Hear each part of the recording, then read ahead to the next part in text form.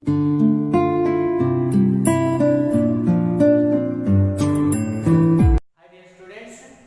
ಹೆಸರು Anand Joshi, lecturer in chemistry.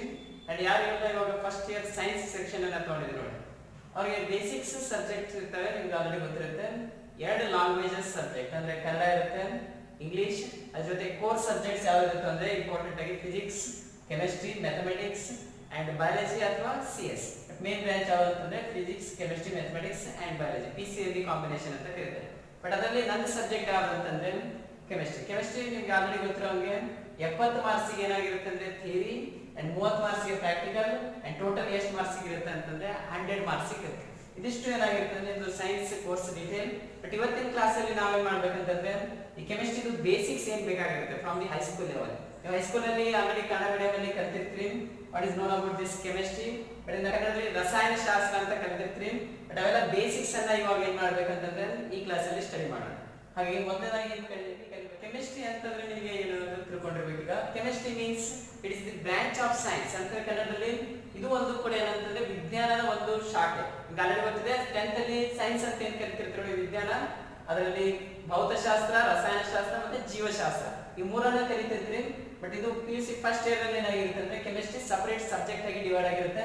ಈ chemistry ಅಂದ್ರೆ ಡೆಫಿನಿಷನ್ ಏನಂತಂದ್ರೆ it is a branch of science which deals with the study of composition, properties and structure of a particular matter. ಅಂದ್ರೆ ಯಾವುದೋ ಒಂದು ವಸ್ತುವಿನ composition ಅಂದ್ರೆ ಅದರ ವಸ್ತು ಯಾವ ರೀತಿ ಕೆಮಿಕಲ್ ಮೆಟೀರಿಯಲ್ ಇಂದ ಆಗಿದೆ, ಅದರ ಫಿಸಿಕಲ್ ಪ್ರಾಪರ್ಟಿ ಏನು, ಅದರ ಕೆಮಿಕಲ್ ಪ್ರಾಪರ್ಟಿ ಏನು, ಅದರ ಸ್ಟ್ರಕ್ಚರ್ ಇದನ್ನೆಲ್ಲ ಸ್ಟಡಿ ಮಾಡುವಂತದ್ದು ಯಾವುದು ಅಂತಂದ್ರೆ chemistry. Therefore it is the branch of science which deals with the study of properties, composition and structure of any matter. Okay, matter ಅಂತಂದ್ರೆ ಕನ್ನಡದಲ್ಲಿ ದ್ರವ್ಯ ಅಂತ ಕರಿತೀವಿ ನೋಡಿ. ಅಂದ್ರೆ ಯಾವುದೇ ಒಂದು ವಸ್ತು ಏನಂತ ಕರಿತೀವಿ ಅಂದ್ರೆ that is considered as A matter. But ಈ ರೀತಿಯಾದಂತಹ ಕೆಮಿಸ್ಟ್ರಿಯಲ್ಲಿ ಏನಂತಂದ್ರೆ 4 ಮೇನ್ ಡಿವಿಷನ್ಸ್ ಇದೆ. ಆ 4 ಮೇನ್ ಡಿವಿಷನ್ಸ್ ಯಾವುದು ಅಂತಂದ್ರೆ ಒಂದದು physical chemistry, inorganic chemistry, organic chemistry and biochemistry. Okay, ಒಂದು ನೇಮ್ ಎಲ್ಲ ಕೂಡ ಕನ್ನಡದಲ್ಲಿ ಕೇಳ್ತೀರಿ. ಫಿಸಿಕಲ್ ಕೆಮಿಸ್ಟ್ರಿ ಅಂತಂದ್ರೆ ಭೌತಿಕ ರಸಾಯನಶಾಸ್ತ್ರ, ಇನಾರ್ಗಾನಿಕ್ ಕೆಮಿಸ್ಟ್ರಿ ಅಂತಂದ್ರೆ ಇದು ನಿರವಯವ ರಸಾಯನಶಾಸ್ತ್ರ, ಇದು ಸಾವಯವ ರಸಾಯನಶಾಸ್ತ್ರ, ಇದು ಸೇಮ್ ಬಯೋಕೆಮಿಸ್ಟ್ರಿ ಅಂತಾನೆ ನೇಮ್ ಇದೆ.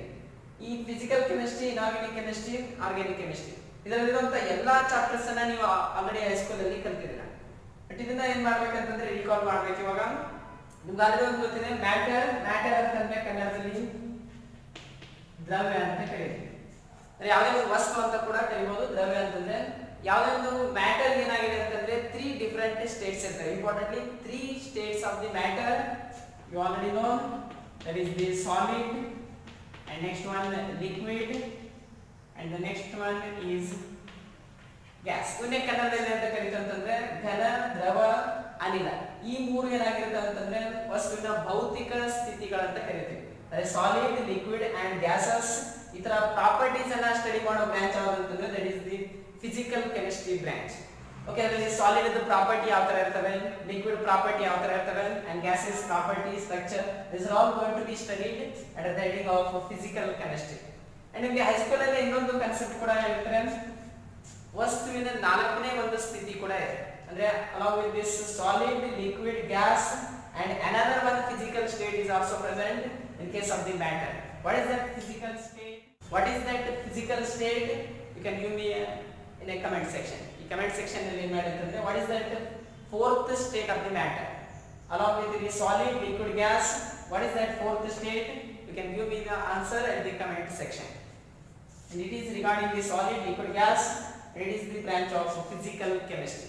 And similarly you can continue to the inorganic chemistry. ಅಂದ್ರೆ ಕನ್ನಡದಲ್ಲಿ ನಿರವಯವ ರಸಾಯನಶಾಸ್ತ್ರ ಅಂತ ಕರಿತೀವಿ.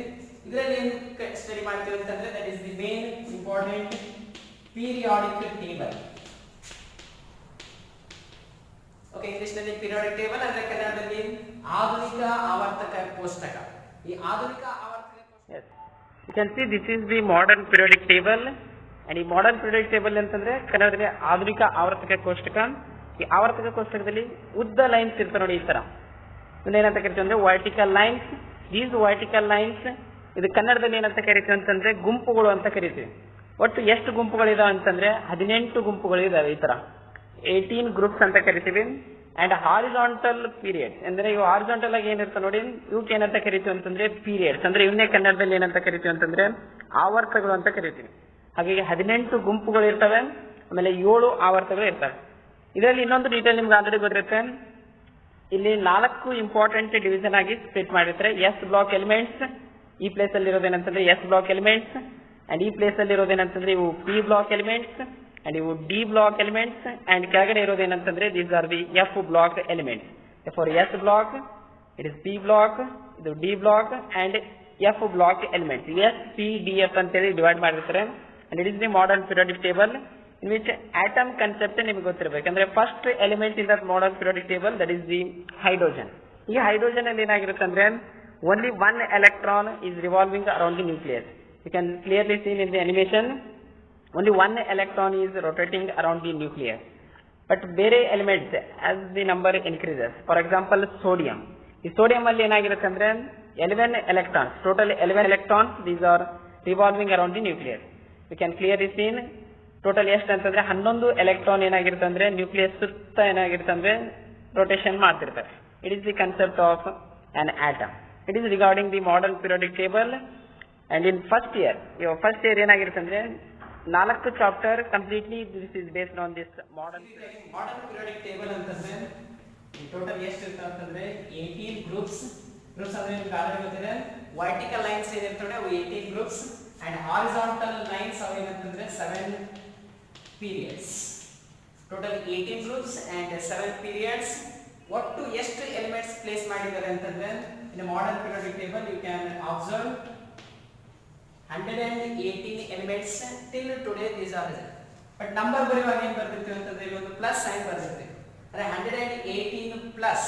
Okay, what is the meaning of this plus? ಈ ಪ್ಲಸ್ ಸೈನ್ ಯಾಕೆ ಬರ್ತಿರ್ತೀವಿ ಅಂತಂದ್ರೆ still there is a chances of 119th element also. ಅಂದ್ರೆ ಎಲ್ಲ 118 ಎಲಿಮೆಂಟ್ಸ್ ಏನಾಗಿಲ್ಲ ಅಂತಂದ್ರೆ ಒಂದೇ ಸಲ ಡಿಸ್ಕವರಿ ಆಗಿಲ್ಲ.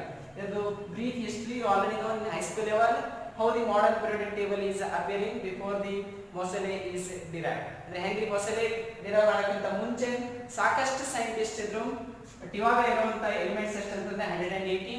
But still there is a chances of some more elements. ಅಂದ್ರೆ ಇಷ್ಟು ಧಾತುಗಳು ಏನು ಬರ್ಬೋದು ಅಂತಂದ್ರೆ ಈ ಮಾಡರ್ನ್ ಪೀರಿಯಾಡಿಕ್ ಟೇಬಲ್ ಅಲ್ಲಿ ಇನ್ಕ್ಲೂಡ್ ಆಗುತ್ತೆ. therefore written as 118 plus. ಇವೆಲ್ಲ ಪ್ರಾಪರ್ಟೀಸ್ ಅನ್ನ ಯಾವ ಬ್ರಾಂಚ್ ಅಲ್ಲಿ ಕರಿತೀವಿ ಅಂತಂದ್ರೆ that is the branch inorganic chemistry. But ಅದೇ ರೀತಿ ಕಂಟಿನ್ಯೂ ಆಗೋದಾಯ್ತಂದ್ರೆ ಆರ್ಗ್ಯಾನಿಕ್ ಕೆಮಿಸ್ಟ್ರಿ ಇದನ್ನ ಇನ್ನೊಂದು ರೀತಿ ಏನು ಕರಿಬಹುದು ಅಂತಂದ್ರೆ it is nothing but the carbon chemistry. It means carbon and its compounds are studied in this organic chemistry. ಇದರಲ್ಲಿ ಹೆಡಿಂಗ್ ಏನಂತಂದ್ರೆ ಇಟ್ ಇಸ್ ಹೈಡ್ರೋಕಾರ್ಬನ್ಸ್. ಇದನ್ನ ಆಲ್ರೆಡಿ ಕಲಿತಿರ್ತೀರಿ. ಹೈಡ್ರೋಕಾರ್ಬನ್ಸ್ ಅಂದ್ರೆ ಹೈಡ್ರೋಜನ್ ಮತ್ತೆ carbon. Hydrocarbons it is the main section in this organic chemistry branch. And why the carbon getting the highest importance? ಈ carbon ಮಾತ್ರ ಏನಾಗಿದೆ ಅಂತಂದ್ರೆ ಇಡೀ ಕೆಮಿಸ್ಟ್ರಿಯಲ್ಲಿ ಹೈಯೆಸ್ಟ್ ಇಂಪಾರ್ಟೆನ್ಸ್. ಬಿಕಾಸ್ ಇರುವಂತ 118 ಎಲಿಮೆಂಟ್ಸ್ ಅಲ್ಲಿ ಈ ಕಾರ್ಬನ್ ಗೆ ಒಂದು ಸಪರೇಟ್ ಬ್ರಾಂಚ್ ಆಗಿದೆ. ಉಳಿದ ಎಲ್ಲ ಎಲಿಮೆಂಟ್ಸ್ ಸೇರಿ ಎರಡೇ ಬ್ರಾಂಚಸ್ ಇದೆ. Like this why the carbon getting the highest importance? Because of the 2 special properties of the carbon. ಈ ಕಾರ್ಬನ್ ಗೆ ಏನಾಗಿದೆ ಅಂತಂದ್ರೆ 2 ಸ್ಪೆಷಲ್ ಪ್ರಾಪರ್ಟಿ ಇದಾವೆ. ಅವು 2 ಸ್ಪೆಷಲ್ ಪ್ರಾಪರ್ಟಿ ಯಾವ್ದು ನಾವು ಕಮೆಂಟ್ ಸೆಕ್ಷನ್ ಅಲ್ಲಿ ನನಗೆ ಆನ್ಸರ್ ಮಾಡಿ.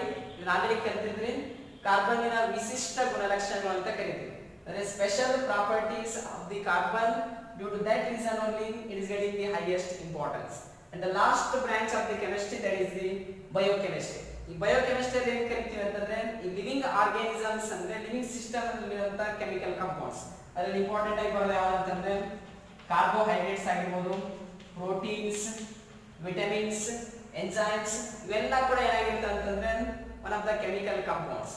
therefore it is regarding the study of living organisms chemical compounds. That is the heading biochemistry. Okay, it is the introduction to the chemistry subject and welcome to the branch of chemistry, branch of the science that is the chemistry. And in further videos I am going to continue with the some chapter details. It means what are the basic chapter present in the PUC first year level that is going to be continued.